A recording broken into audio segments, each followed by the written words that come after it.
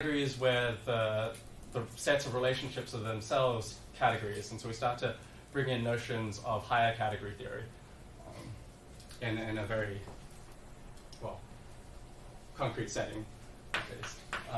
After that, I want to talk about functorial semantics and, say, passive linear circuits and various other things. So the point here is to take diagrammatic languages that people use, such as circuit diagrams, and treat them to try and understand them as compositional objects, as morphisms in a category, and sort of talk about and give formal semantics for them that respect all the syntactic operations you can do. And I mean, the point being that this is one of the properties, being able to prove this sort of thing is to be able to prove a good property of formal languages. You want somehow the composition, the meaning of an entire diagram to be derived in some sort of structured way from the meanings of the individual parts. So this is a statement of functoriality, and it's useful to phrase things like circuit diagrams in this way, because now you can start relating it to other languages that you might understand in this sort of way, things like microprocessors or automata, or Petri nets and so on. And then finally, we're going to talk about temporal type theory, I guess, or temporal logic. So the idea here is that we want to think of entities as things that obey certain constraints over time. So so this chalk, if it's not held up by anything, obeys the constraint that it will fall to the ground if I drop it. And so what we want is a way to talk about systems of interlocking constraints applied to things like the national aerospace. So an aeroplane will obey some sort of constraint that says if I pull the throttle like this, then it's going to change its velocity in this, according to this differential equation. And a pilot might obey this constraint that says if the sort of guidance system tells it to go left, then it's going to react within 5 seconds and start telling the plane to go left. So you want to formalize all these constraints in some sort of system, have some language for interlocking them, and then try and prove properties of things like the national aerospace that says we're not going to have collisions between planes. And so it turns out that a particular sort of category theory a particular branch called topos theory has a very good way of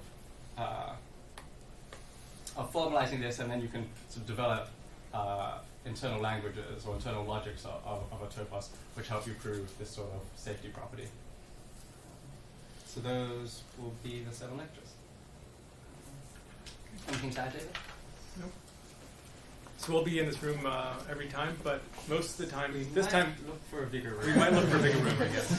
Yeah, we'll look for a bigger room. That's what I meant. But we will let you know where it is, and we'll send out some notes later today. And we'll stick around, so if anyone wants to discuss anything, please do hang out. Can I get on the My email address is email him.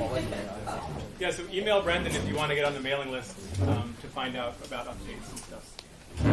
And we'll be here and available to talk after now.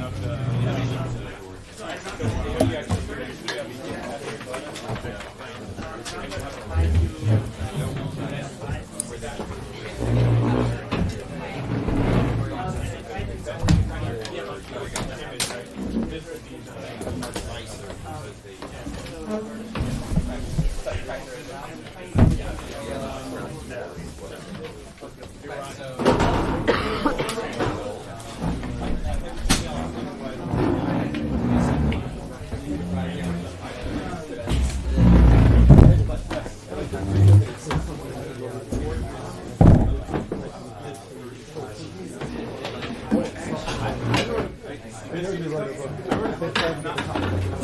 Oh, right. You wrote to me. And you still have I got the article. I just read it. I can always call it. So the other question this is, one is a Facebook called Conceptual Mathematics. Oh, yeah, that's a great book. Yeah. Or like get Does that cover a lot of books here as well? Have you looked at it? Or I read about the first chapter. yeah, it's really like it's done with high school course. Yeah, right. I was impressed. And the whole book's like that. Yep. And at some point it kind of switches gears and gets much faster. But still, I don't know if it's not most of the college. the problem with co-design writing. We're writing a book somewhere right now. So day one knows there's something to send them out. And we'll ask for feedback. But I was very sure if it's Yeah. Oh, by no, I'm saying? Yeah. Okay, that's right. This particular. What's your background? degrees in biophysics. You know what I mean? You know what I mean? I know what you want to do. The problem is you have to dumb it. Right now, I'm actually taking an intro linguistics computational They just want to know who's going to write something long. Okay.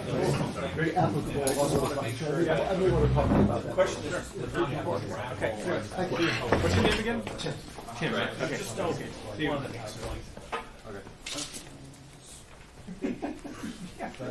Yeah, I know. If you want to. By the way, I would love to talk with you at some point too, because if you're interested in peer reviewing stuff, and I hear that you're Don't volunteer to be.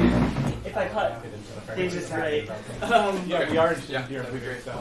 Okay, I've gotten very interested in space. Cool. Yeah, we have problems where we have hundreds of thousands of Span actually. Span? Yeah, span.